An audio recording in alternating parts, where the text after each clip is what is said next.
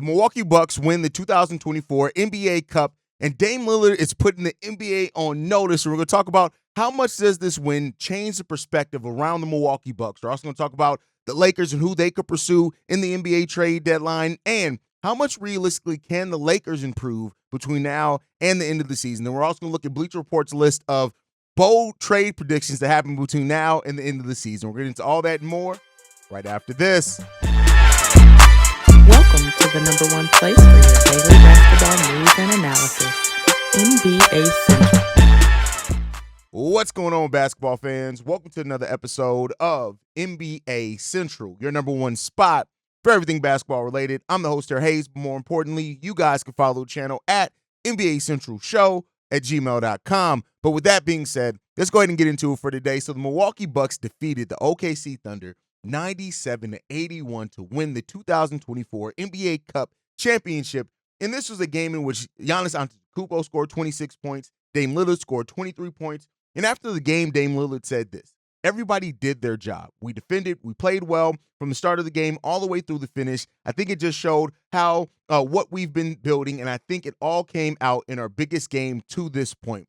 And one of the biggest things in this game was the fact that in the entirety of the second half, the whole entire second half, the OKC Thunder only scored 31 points in the second half of this game. That is crazy when you look at the scoring production that the OKC Thunder usually have. The fact that the Thunder only scored 81 points in this game, it does point to how defensively sound the Milwaukee Bucks are and how they really have been since around mid-November when things started picking up for the Milwaukee Bucks defensively. And I won't lie, this is a game in which I did not expect the Milwaukee Bucks to be able to contend with the different defensive looks that the OKC Thunder can put out there. 13 points from Brook Lopez, 13 points from Gary Trent Jr. coming off the bench as well. But that's really it as far as notable performances in this game. It wasn't a lot when it came down to it. 6 points from Taurean Prince, 2 points from Andre Jackson Jr., who were also in that starting lineup, 5 points from Bobby Portis off the bench, 9 from AJ Green. But other than that, that was it. And the Milwaukee Bucks shot 42% in this game and 42% from three and only 66% from the free throw line as well. But then when you look at the flip side of it, the OKC Thunder, we already know that when the Thunder aren't hitting their three-point shots, you already question, all right, how's the offense going to counteract to that, right? 5 of 32 were the OKC Thunder in this game for only 15% from three and 33% overall from the field in this game. And this was just, the Milwaukee Bucks defense spoke loudly. It performed very well against the OKC Thunder team, and that just is what it is. And after the game, though, is when it gets even more interesting, right? So the Bucks, of course, now they win the NBA Cup, and he said this, Dame Lillard, after the game: "We've shown the team we started the season is not the team that we are now, and it was never who we truly were. Just got off to a rough start." And when you look at it, the Milwaukee Bucks started off 2-8 this season, a 2-8 record. And while them and the Philadelphia 76ers both kind of started off much lower than what their expectations were, the Milwaukee Bucks are now 14-11, and they're fifth in the Eastern Conference overall. And hey, listen, they're on their way up. And so now the Milwaukee Bucks are riding with some confidence. And the question that I have, and I want to throw out there, is now with this NBA Cup win, and not only just that, but also how they performed overall. The Milwaukee Bucks only have 2 losses since November 18th. It's December 18th. 2 losses in 30 days. That's what the Milwaukee Bucks have. They have completely turned around their season. Before that started, they were 5-9 when coming into that. After that win on November 18th, and now they sit at 14-11. That is huge for this team, and they have really turned their season around. And the question that I want to throw here is, how do you look now and view the Milwaukee Bucks in that Eastern Conference? And I know the Eastern Conference has the weak label and things like that because there's so small of a degree of separation between everybody really in that Eastern Conference. After you get past the Cleveland Cavaliers and Milwaukee Bucks, at that point there's between 2 and 3 where it's the Celtics and the New York Knicks. The Celtics have a 5-game advantage over that team, but then from number 3 where the New York Knicks are all the way down to number 7 with the Atlanta Hawks, there's really only a 3-game difference between all those teams. So how close that Eastern Conference is, the Milwaukee Bucks, if they continue this path that they're on, listen, it can go really far for this team. Now, I don't put the Milwaukee Bucks up there with the Cleveland Cavaliers. I don't put the Milwaukee Bucks up there with the Boston Celtics. Hell, I even think a fully healthy Orlando Magic team I would still personally have favored over the Milwaukee Bucks. But as we know in the playoffs, especially in the East, there's always a surprise team in the East that can make it far. And really, it depends on who you match up with, right? How do the brackets shake out? And where advantages do you have over the teams who's healthy, right? So the Milwaukee Bucks aren't outside of believing that they can make a real push to come out the East this season. Now, I don't have them as my favorite, but I would love to hear from you guys on, has this tournament run or this really stretch over the last 30 days, how much has that changed the way that you personally view the Milwaukee Bucks, and how much do you think can realistically change for this team and how far they can go between now and the end of the season? Let me know all that down below. But another team that's in the mix and looking for some changes to maybe help that is the Los Angeles Lakers, who sit right now at 14-12 in the season. They are the 10th seed right now in that Western Conference. There's only one game separating them and the San Antonio Spurs and 1.5 games separating them and the Sacramento Kings. Also teams that have been, Sacramento Kings have had a struggle of a season after adding DeMar DeRozan. And with that said as well, the Lakers are also only a half game back of avoiding the play-in and being the 6th seed as well when it comes down to it. So with that said right now, Javon Bua of The Athletic came out and said this: the Los Angeles Lakers are expected to be one of the more active buyers leading into the February 6th trade deadline. However, some of the more marquee names that figure to be on the market will likely not be candidates for Los Angeles. The Lakers are not anticipated to be heavily in the mix for Jimmy Butler, Brandon Ingram, or Zach LaVine. Now, this is a bit of a change in strategy that people expect from the Lakers, right? You typically look at the Lakers as being a team that could go star hunting. And one of the things that I said coming into the season is I don't think the Lakers need to go hunting for another star. They do need to find some complementary pieces to help what they do, specifically defensively, right? That's one of the key things here. Now, with that said, it also did come out that that while the Lakers aren't necessarily in the market for the big names that could be out there for the trade deadline, they still do have a list of players that they are interested in potentially acquiring between now and that trade deadline. And that was also listed by Bua as this: Walker Kessler, Colin Sexton, Bruce Brown Jr., Jeremy Grant, Robert Williams III, and Kyle Kuzma. All are teams that the Lakers are realistically pursuing leading into the trade deadline. And one of the reasons why is that we heard that the Lakers aren't willing to give up both picks that they have available. So it's a 2029 and a 2031 pick that the Lakers have at their disposal if they want to try to, get a player in here and use a first-round pick to do so. And the Lakers don't want to part with both of those, which then kind of limits what you're going to go out there. And especially if you're, expected to star chase, that's just not going to be the case. And I think when you look at all these players and what they could bring on the court for the Lakers, they all make some sense, right? Walker Kessler, we all know that Anthony Davis would really love to not have to play as much center. I think you take more advantage of what he can bring defensively by moving him out that center position, allowing him to play power forward. Colin Sexton, interesting piece, right? I don't know if they can try to get both those guys, but Walker Kessler makes a lot of sense for this team. Same thing for Robert Williams III, right? While we all know there's serious knee injury concerns with Robert Williams III, but depending on what you can get him in the building for, it could make some sense there. Jeremy Grant is an interesting one because Grant is a player that can put up numbers, no doubt about it. I've always had my own doubts about Jeremy Grant and how he contributes to a winning team, right? That really has its sights set on trying to win a championship or something like that. Bruce Brown has been a player that's won a title, being a role player for that Denver Nuggets team. Kyle Kuzma, listen, he can help a lot, not really necessarily defensively for this team, but he can help in certain areas. And that's the question that I want to leave here on this one, is that how much realistically can the Lakers improve, right? We know that the Lakers, improving offensively is something that you can do, but defensively is really kind of where the Lakers really need to improve it. Now, let's not say that the Lakers don't need offensive improvement as well. There's a lot where the Lakers can improve as well. They're 24th ranked in offensive rating. They shoot the 4th fewest threes in the league as well. So the Lakers, if they can add some defense and add some offense, that'll probably be perfect for that team. But when you look at it, they still want to evaluate what this team looks like with Jared Vanderbilt, coming back, maybe even Christian Wood, to see what he can give for that team, even though he kind of fell out of that rotation soon after them signing him. But I could see definitely Jared Vanderbilt being somebody that the Lakers want to take a sample size of games at before they make any type of move.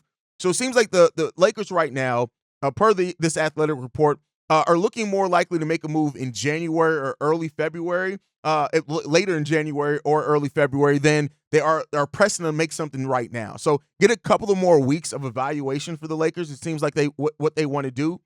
But how much can they realistically improve? I think Jared Vanderbilt is going to help a lot with the defense, right? So if you can get him, I think if this Lakers team personally can get a Walker Kessler, even a Robert Williams III, if you feel confident he's going to be healthy for you for a playoff run, if you can get those players in here, I think they go a long way in helping, right? Jeremy Grant can make some sense for the team. I think if Jared Vanderbilt comes back and he's healthy defensively and what he's able to do versatility-wise defensively, if you can add Jeremy Grant to that and what he can bring off, and let's not act like Jeremy Grant can be an active defender. I think he's not always bought in, but I do think he can be an active defender. If you can get those things, it can make some sense. It can make some sense if they're trying to improve their defense while maybe trying to improve some of their shooting. But other players, of course, like Colin Sexton can help a little bit with their shooting. I know it's not on the list, but maybe a Jordan Clarkson as well can help them some with a scoring punch off the bench. We know that they've moved D'Angelo Russell to the bench to kind of try to change some lineup things to with the defense and stuff in the backcourt. But the Lakers really, how much can they improve? That's the biggest question here. And I can see them improving. The question, though, is how tight things are in that Western Conference. I would hate the Lakers to try to convince themselves they're closer than what they really are. But you can't be mad at a team aggressively going after. And I think as long as they have LeBron James on that team, they owe it, and they're going to try to do everything that they can to make that team as close to a contender as possible. So I would not be surprised if the Lakers are really big buyers here leading into the trade deadline, and we'll just see what they can bring. But with that said, there's a Bleacher Report article that I want to go over that has bold predictions for the trade deadline this year. Some of these, we'll easily be able to debunk, but I think some of these are interesting. The first one that they have on this list is that the Atlanta Hawks will be buyers at this trade deadline. Now, this is an interesting standpoint because I think coming into the season, after the DeJounte Murray trade and the young core that they're clearly building here in Jalen Johnson, Daniels, Anika, and Zachary Richesher, that they have a nice crop of young talent that are all showing bits and flashes. Dyson Daniels especially. Jalen Johnson, I think Jalen Johnson has star-level potential when it comes down to it. And because of that, it seemed like, maybe that they could look to move on from Trae Young, double down on their young roster, and get some more assets to add more to that young core. But Tim Bontemps pointed out to this. He said that Atlanta will listen should teams be calling about their veterans. And so that shouldn't necessarily, that's not surprising to me. But it seems like with Young right now and the place that he's in and working with this team, and Brian Windhorst has said this as well, like with the leadership skills and the things that he's bringing to this young team, that they can actually look out to search to bring in more support for this team and to see what they can do. When you look at them having contracts like Clint Capella, Larry Nance, that they could be looking to try to bring in some more, again, this is role player talent, but it's still talent nonetheless. The Atlanta Hawks right now sit at 7th in the Eastern Conference at a 14-13 record. And like I said before, how close that Eastern Conference is, they're really 3 games behind potentially being the 4 seed, right? So if they can add some complementary pieces to that team, there's no reason to think that they maybe can't make a little bit of a run in the East, which they've done before, right? So it makes some sense there. Next up, the Bulls trade a top 2 scorer to the Warriors or to the Lakers. Now, when you pair in the fact of what we just talked about before, that it's not necessarily expected that the Lakers are going to go after Zach LaVine, that would mean that the Lakers would target Nikola Vucevic. That I don't know. As far as the Warriors, we don't really know what the Warriors are going to do. And again, you guys know I'm a Bulls fan. I host Chicago Bulls Central. We'll see there, but I don't think, especially now with what's come out about Denver and potentially being interested in Zach LaVine, I don't know if I see this one happening, that the Golden State Warriors or the Los Angeles Lakers trade for either one of the Bulls' biggest 2 pieces, but you never know. We'll see. Next up, the Spurs search for Wemby's co-star. Now, this is a very interesting proposition here because you never know, right? The Spurs are a team that could very well be looked at as being ahead of schedule, right? They're a team that could realistically push for a playing spot this year. They have so many draft picks as well that aren't even their own. They could get the Bulls pick, so they don't necessarily have to try to be bad to be able to take advantage of a deep draft. Now, I do think if they naturally don't make the playoffs, of course, they can add a really nice talent to Wemby and what they go on, but with the number of draft picks that they could have up to 3 first-round picks in this draft. they could try to make a move up, right? If they really want to get somebody there.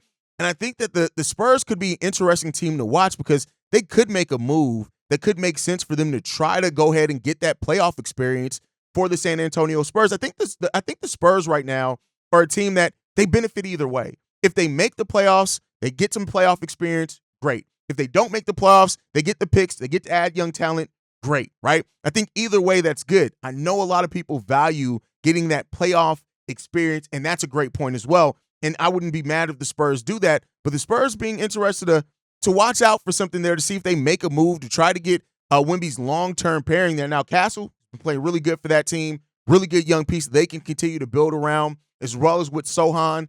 But, hey, maybe they could take a shot at a player that, maybe has some tremendous upside. Maybe a Zion Williamson, which they actually point out in this article. That's going to be a dangerous spell. And speaking of Zion, one of the bold predictions as well in this list is that the Pelicans shop Zion Williamson but find no takers. And I think that is a very good chance of happening. When you look at Zion, and yes, we understand what Zion can be when he's on the basketball court. But the problem is how often is he going to be on the basketball court? Availability is sometimes the best ability.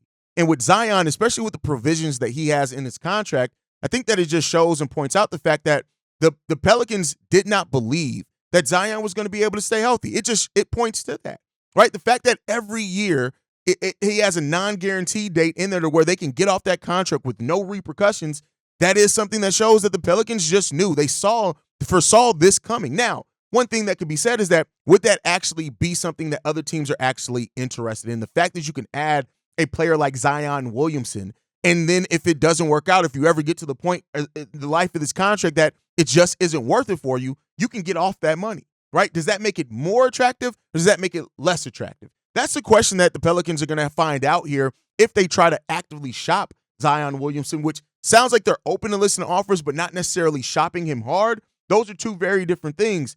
But, when it comes down to this one from Tim McMahon, he said this: I think getting trade value for him is going to be extremely difficult due to his given injury history. Given the fact that he looked far less explosive than he had been in the past in the little little time that he has played this year. Given the fact that he is a perennial first team all IAS guy, it's always something. That's hilarious.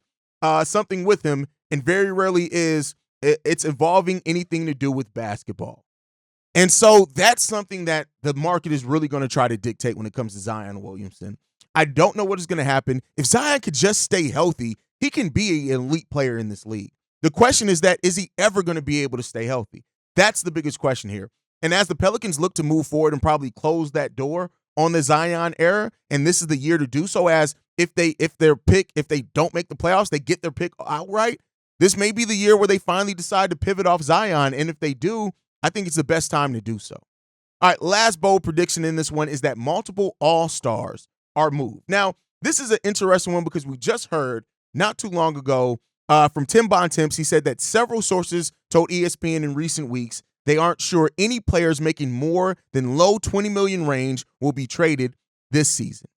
And if that's the case, not to say that all All-Stars are making over $20 million, but it's tough to see with multiple All-Stars moved if we don't see very many players with big contracts moved as well, right? So, of course, we've gotten, rumors and rumblings of players like Jimmy Butler, of course, Zach LaVine and Brandon Ingram, any of those players that could potentially be moved, the Zion Williamsons that could be moved. I just don't know what this trade deadline is going to hold for these players. This is going to be a very, very interesting trade deadline that could be there, right? You've even heard things like Trae Young, LaMelo Ball, things like that. And if all it takes is one team to make a big pivot, and then it could set off a domino effect, right? Because then if a team makes a big trade that kind of could change the path of the playoffs or the prediction of the playoffs, there are going to be other teams that make moves to kind of counteract that. And that's always the way that we've seen it. And it may not happen to the offseason. The new second tax apron, as we're learning, is causing teams to be very kind of restricting themselves, self-restricting on themselves of what level of moves do they make. And I think that's kind of best for basketball. You want front offices to be smart. For so long, front offices just weld and deal. They really, because the luxury tax was such a kind of fluid thing, that now with that second tax apron and how restrictive it is in lieu of an actual hard cap, how teams react to that is going to be really fun to watch. But That's my thought process. Let me know what you guys think on all the topics down below. Do you see a lot of movement this year at the trade deadline? Do you think this actually could be a fairly quiet trade deadline? Let me know what you guys think on that down below. Make sure you guys are following the show at NBA Central Pod. You can send us any feedback, questions, comments, concerns, NBA Central Show at gmail.com. And then lastly, if you want to leave a text message and our voicemail for the mailbag, the number to do so, 773-270-2799. We are the number one spot for everything Chicago. We're the number one spot for everything basketball related. And I'll see you guys the next time I feel like making a video, probably tomorrow. Peace, y'all. This has been a presentation of the Breaks Media.